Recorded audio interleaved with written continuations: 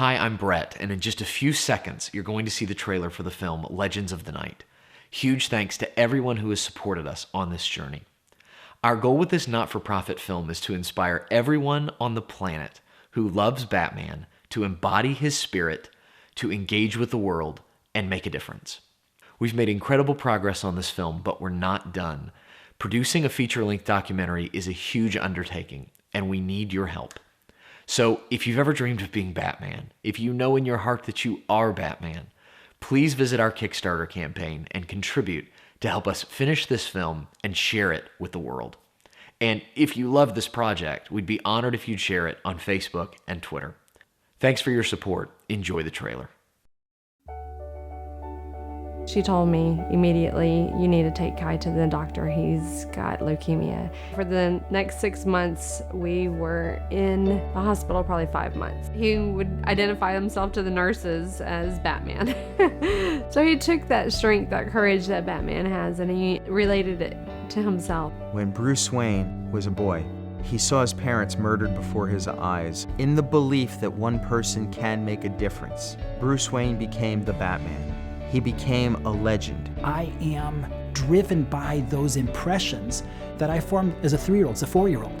And that was watching Batman and reading Batman comic books. He's able to take this tragedy and make it the source of his great power. This character is in the consciousness of so many people. Every kid who loved Batman, they'll tell you the same thing. He was human, that he had no superpowers.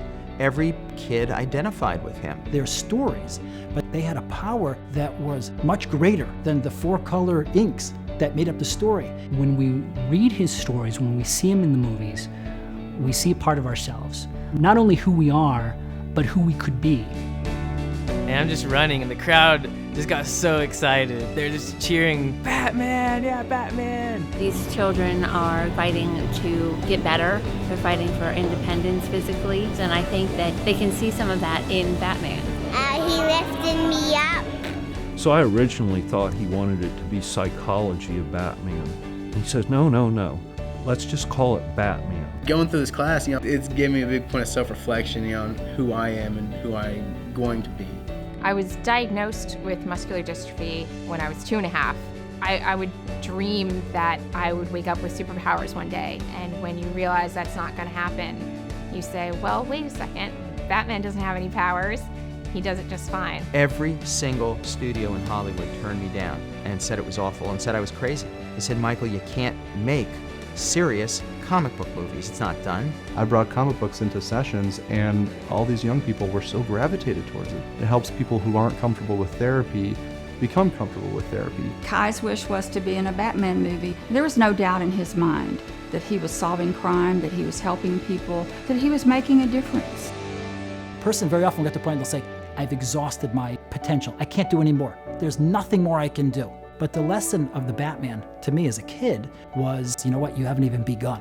What would Batman do if he had cancer?